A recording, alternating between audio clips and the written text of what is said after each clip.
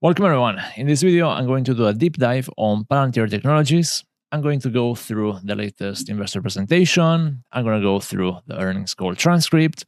I'm going to discuss what is the upside for the stock, what is the downside. Of course, I'm going to look at fundamentals, what the street expects in terms of revenue and EPS for the next 2.5 years.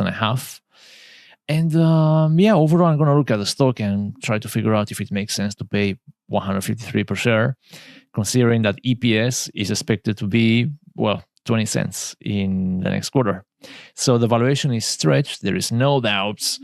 But I argue that the story and the growth plays a more important role than just a few valuation ratios.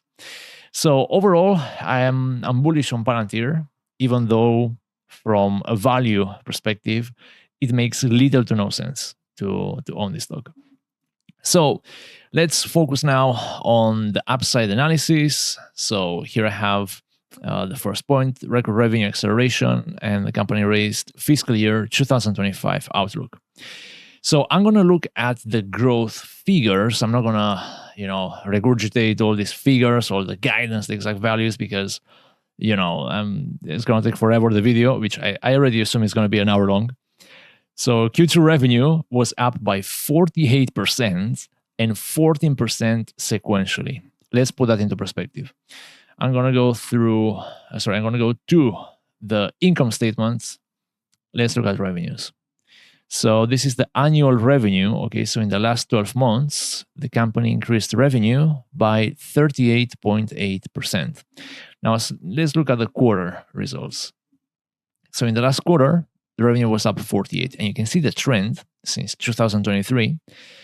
And this looks really good. I gotta say, this looks really good. If you put the revenue on top of that, wow, 20s, 30s, 40s, not bad. So now you may be wondering, so what's going to happen afterwards? What's the expectations for what are the expectations for the next quarters? So this is what Fiscal AI. They have a compilation of different analysts from Wall Street, and let me just remove the total revenue because it's clear. And that's what the consensus currently is for the stock. So in September, analysts expect this to be 50.5%, then it's going to slow down to 44, 37, and 33. And when you go to Seeking Alpha, you can see that the top line, so the revenue, follows that trend that is shown in Fiscal. So just to be clear for viewers that are new to these estimates, these are estimates from analysts that work in Wall Street. So in this case, Seeking Alpha has taken into account 20 analysts that published their targets and their models. And then, of course, they do the average, and you go and you end up with this value. So 50.5%. That's pretty much the same that Fiscal AI is doing. So these values that you see here is not an estimation from the company or from some bullshit AI models. It's actually the average from analysts that know the stock like the palm, of your hand. So I tend to trust this, especially when you have a lot of analysts. When you have only 3, the average of these 3 analysts is for like 33.3%. This is for Q1 27, which is it's still late. I wouldn't trust numbers that are that late in time because, too much uncertainty, for 3 years from now. So revenue, the revenue growth is impressive, and I think just the 48% growth and the 50% growth next year, I think that's enough to justify the current valuation just on the top line. And the reason is because the growth is on 1 billion. So growing 20 million at 40% is easy, but growing 1 billion at that rate is not easy. So the law of large numbers applies here, and that's why I'm quite encouraged about what I'm seeing in the screen. Now, when I look to the rule of 40, and this is it's a heuristic that people had in Silicon Valley. So, for them, particularly for private companies, not just software companies, a way to know that the company is valuable and it makes sense to invest private capital. So this is not in the public markets. That's pretty much in Silicon Valley, in the private market value, in the private market sector. You have to calculate what's the revenue growth and what is the operating margin of the company. You add them up, and if it's over 40, then you can assume that the startup is in a growth phase. And usually that will be enough for funds to deploy capital in that startup, particularly when they raise funds. When they raise funds, Series A, B, C, E. I've seen it all. So quite a lot of letters there. Focusing on that metric, it's 94 for Palantir, and that's a lot because the company is comparing here the enterprise software companies that have over 1 billion in the last 12 months revenue. So 94% is the highest in the cohort. And when you look at the rule of 40 for the top 25 companies by market cap globally, this is not just in the US, but of course, all of them are in the US, except Taiwan Semiconductor. Well, you have NVIDIA, 122%. They are leading the group. And then you have Palantir at 94%.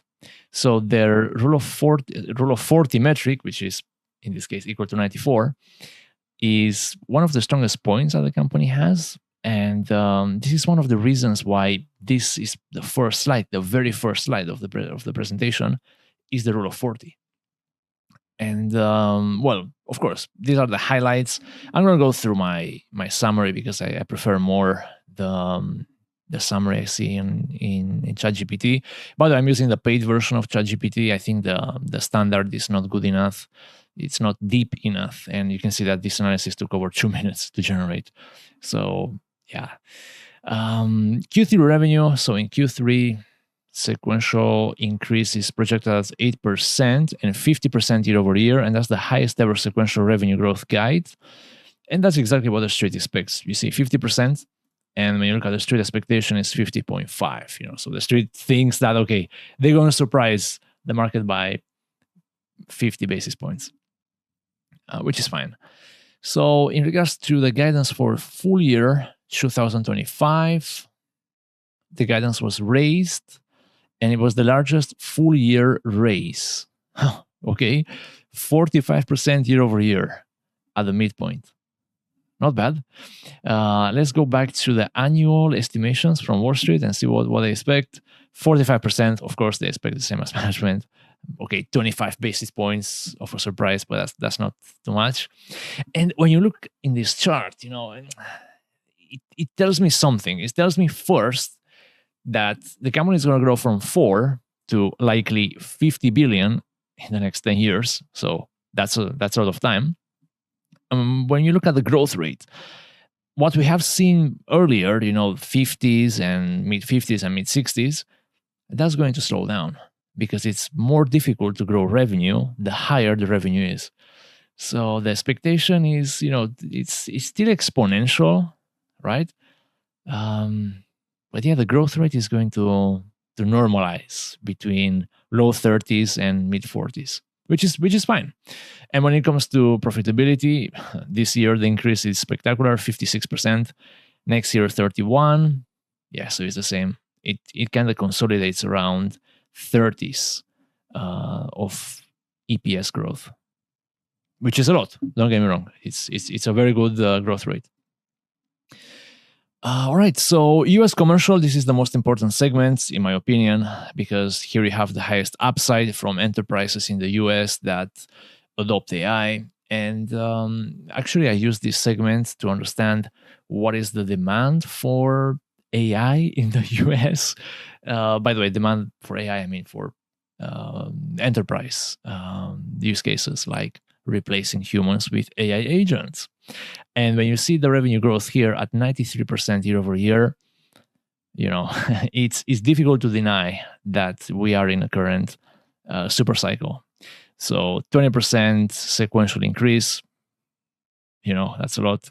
US business up 68% and 17% sequentially. So U.S. revenue. By the way, the company reports revenue in two segments. So you have government and you have commercial revenue. All right. So government so far is still more than commercial. Both of them have been growing at rates that are crazy. I'm just going to show you the rates. I like to see, by the way, growth rates rather than, both of them are important, but if you have to choose between absolute values and growth rates, I prefer to see growth rates for the segments, because that tells me, where there's an acceleration in growth and how much is that acceleration. So you can see here, government has been picking up since December 23, and commercial, the spectacular jump was now in June 2025, in the quarter ending in June, 46%. And this was one of the reasons why the market got really excited after earnings, and the price went up by 8%, which is nuts, Great. So US revenue, 73% of total revenue that the company generates. US commercial is 31% of the Q2 revenue. Perfect. So 31% is from US commercial. And the company, by the way, reports revenue. They make a further breakdown. So you can see, for example, US government, US commercial. So this is the segment, in my opinion, US commercial. This is the one that the market is paying a really close attention because, well, as I said, if you want to see what's the adoption of AI in the US, this is the segment to keep a close eye on. And the guidance for US commercial is, this is for full year 25. So full year 2025, over 85%. All right, so they didn't guide the range. They just said it's going to be over. We don't know how much. It's just over 85. 17 percentage points versus the prior guide. Wow, that's a lot. 1,700 basis points, that is. Yeah, that tells you the acceleration in the AI adoption. So to be clear, I'm not that, I wouldn't say depressed, but I'm not that concerned with the revenue estimates slowing down, all right, as long as most of the revenue growth is still coming from US commercial. So if US commercial is still in the 80s, 90s, that's going to be fine. If it starts to go down, which I believe it will due to the law of large numbers, the higher the revenue you have, and we're talking about 1.3 billion in revenue, right? So 1.3 billion annual revenue in US commercial. If you want to grow that, it's difficult to grow it at 80%. So you have to take that into account. But if I still see values that are ridiculously high, let's say 75% in 2026, that's crazy. That's a very, it tells me that there is a lot of adoption of enterprises, in particularly for the AIP platform. So moving on, US government, 53% year-over-year growth, very good. 14% quarter-over-quarter. One of the highlights, by the way, was a new contract with the US Army. That's a 10-year, $10 billion contract, enterprise agreement, actually. So they consolidate 75 contracts into one, which makes it easier for DoD agencies to contract, to sign contracts with the company. I have to say, I'm not really excited about this contract. And if I do a quick Google search, I'm going to show you exactly why. That's the one. Yeah, check this out. There you go. So we have, this is one of the statements by whom? Let me just see who's the guy. Moyer. Who's this guy? Executive Director of Army Contracting Command, right? So check this out. He said, starting with Palantir, and as we look at other ones, we're looking at, hey, it makes sense to make sure we're getting the best discounts. Okay, this, if I could put it in red, I'll put it in red. But that is concerning. And it's concerning to me because 10 billion, okay, the company is making approximately 4 billion a year. 10 billion in 10 years is 1 billion a year, which means 25% of revenue coming from that contract. Okay, approximately. And if 25% of revenue comes from a contract that is offering discounts, gross margins are in danger, in my opinion. Okay, so if I go to ratios and I show you what's going on with margins, right? Let's look at the gross margins. This value is ridiculous, okay? So we have 81% in the last quarter. That's extremely high, okay? And it's a software company, so it's great. Kudos for them.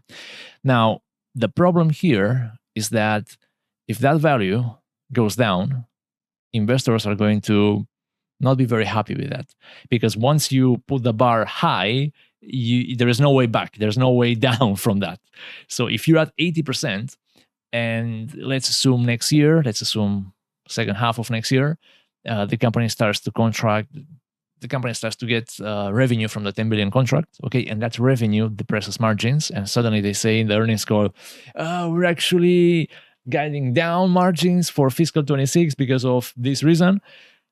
Well, that's gonna hurt the stock, because one of the, as I said, one of the points that the company pushes, in their financial reporting is the rule of 40. So if gross margins go down, naturally operating margins are going to go down, unless the company does less stock-based compensation or any other trick to increase the margins. But yeah, this is a risk. I don't like this contract, I have to say. I'm not really happy with the 10 billion contract. In any case, on the positive side, the Space Force, they had a 218 million delivery order from the Space Force, and the ceiling for the Maven contracts was increased by 795 million over the next 4 years. I think the Maven overall, how many billions was this contract? I think 4 billion, right? Let's find out. So if I go here,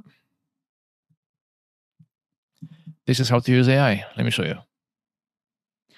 In the context of Palantir Technologies, explain me what is the overall contract value of Maven. Let's see. I think it was about 4 billion in total. Well, we'll find out. Maybe not. That's going to take a while, so let's move on. Bookings, all right, a lot of numbers. I'm just going to look at the year-over-year growth. So commercial total contract value, 185% increase year over year. That's a lot. Then we have 157 contracts over 1 million, all right? 66 contracts signed for a value of over 5 million and 42 contracts signed for a value of over 10 million. Wow. Remaining deal value, 7.1 billion. And yeah, considering that the company makes about 4 million a year, that's about 2 years more or less of remaining deal value. So assuming that everything goes down right now, the company is still going to be able to grow at a similar rates for the next 2 years, which is crazy. Wow. So remaining performance obligation up 77%. So the backlog is going up. Great. All right, profitability. Let's see if that came through. It did. All right, so the Maven contract is just 1.2 billion. That's not a lot. I mean, it's a lot, but in the context of a 10 billion contract, the enterprise agreement with the US Army, this is a tenth of that. So initially it was 480 million. Right, this is the confusion. I thought it was 4 billion when I read that the last time. So that was on May, and then in May 25, they approved an extension of 795. So overall it's 1.3 billion. It's fine. It's good. All right. So profitability, we have adjusted operating margin at 46%. The company beat the high end of the guidance by 3 percentage points. Not bad. So the guidance was 43% in that case. Wow. Adjusted gross margin, 82. free cash flow margin 57. So 57% of revenue ends up as free cash flow. Let's look at the free cash flow trend of the company, because that's got to look very good. So cash flow statement. Let's go straight to free cash flow, because it's a software company. They don't have CapEx. So free cash flow and operating cash flow is pretty much the same, right? Let me just double check that. It is. So free cash flow. And let's look at the growth in free cash flows. I always like to see this growth percentage, because that tells me what the company is doing. And yeah, those are the estimates. So I'm going to look at up until here. So these are the actual values. 276 in the last quarter. 276 year-over-year increase in free cash flow. You're joking. That's a lot. Wow. And the guidance for free cash flow is 2 billion. Well, the upper end of that guidance. 2 billion. Wow. Let's see, how much was the cash flow in 2024? Let me have a look there. 2024 cash flow, free cash flow was 1.1 billion. So the company doubled free cash flow in 1 year. Wow. Not bad. It pretty much is the same as revenue, right? Because revenue, I think it was 2 billion last year. How much was revenue? Let's see. So revenue, 2.8 billion. Yeah. Okay. So cash flow, free cash flow growth is higher than revenue growth. Okay. That's music to my ears. Okay. Moving on. We have product adoption. Okay. So that's for the AIP platform. 10x faster time to value. All right. Balancing from 1 day to 1 hour.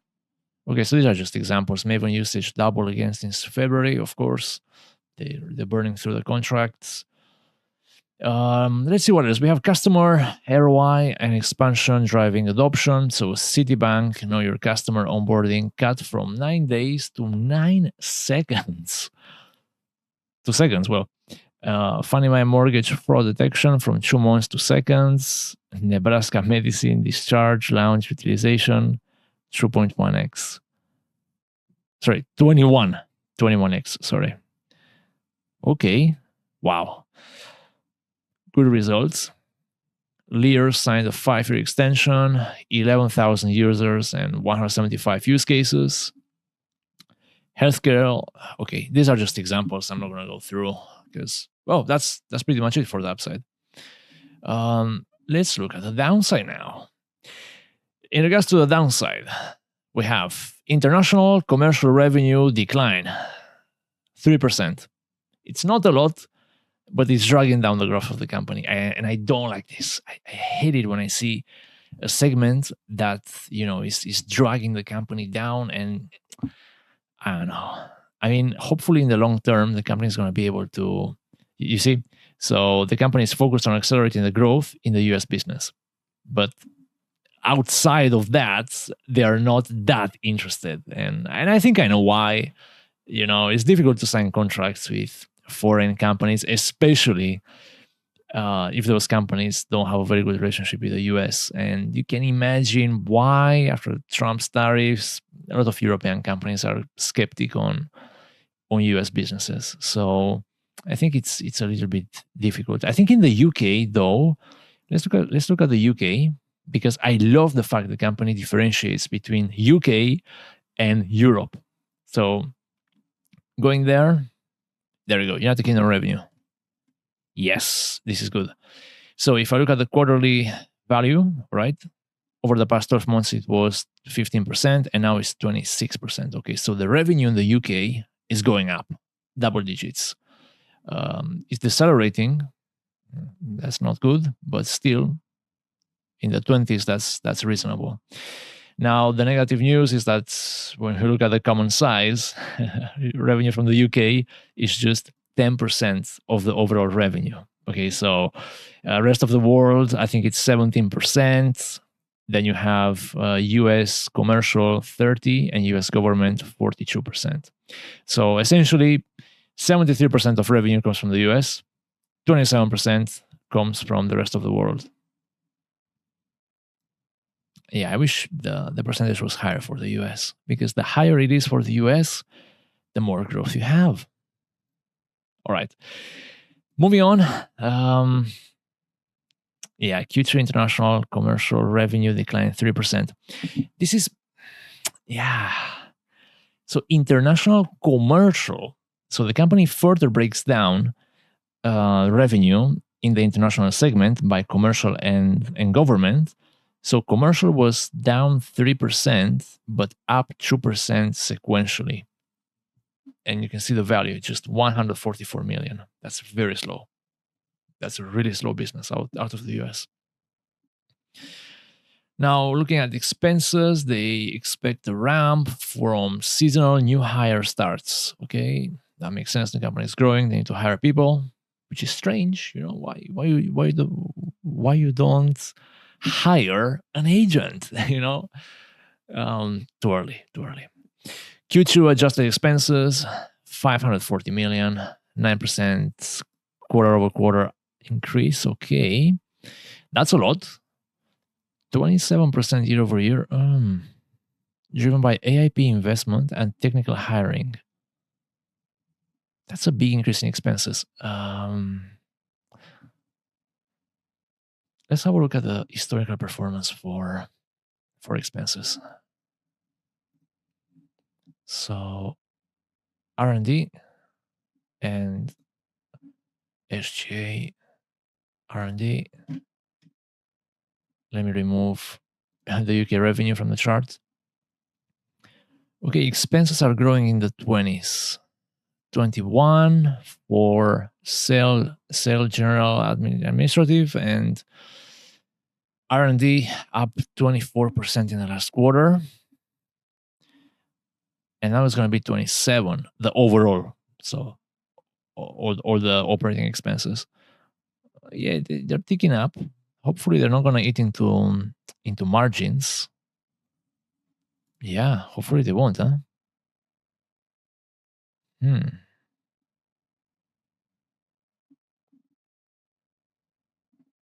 Yeah. I'm quite curious to know what is the rule of 40 guidance for next year. Let me just see rule.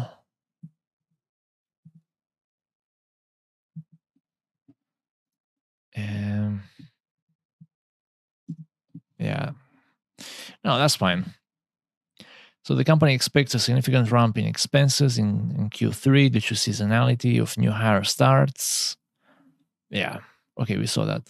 So margins. I mean, I'm just concerned that the company is going to miss the rule of 40 due to that increase in operational expenses. And the fact that they're hiring people, being a company that pretty much this is designed to get rid of people, you know. Yeah, it's in data analytics, so you can see what's going on in your business, etc., etc. But the end goal is to use AIP to automate the workflow in your company and get rid of roles that are not really interesting. So, yeah, something to keep an eye on. Rule of 40 and operating expenses in the next quarter. Next, government contracts reduces the RPO visibility, remaining performance obligation. Yes, I think I know why. It's because common most constraints. Yeah, that's fine. It's not a downside. So RPO disclosure excludes contracts with initial term that's less than 12 months and those with obligations beyond termination for convenience clauses. And this is exactly those government contracts. Yeah. So interestingly enough, they do contracts for less than 12 months. And I believe it's a policy. So that 10-year contract, it's an agreement. That's why. Because it's a 10-year, 10 billion enterprise agreement with the army. So that's why it's not taken into account in the RPO, because the contracts are less than 12 months. All right, interesting. Perfect. So, yeah, I think that's the main point for this video. From what I'm seeing, Q3 is going to be good. Q4 is going to be still good, but growth is going to slow down. And I'm just wondering how is, the market going to react to this decline in revenue. I mean, it's not it's a decline in revenue growth. And yeah, hopefully we're gonna have upward revisions. It's quite common with Palantir to have upward revisions, as you can see here.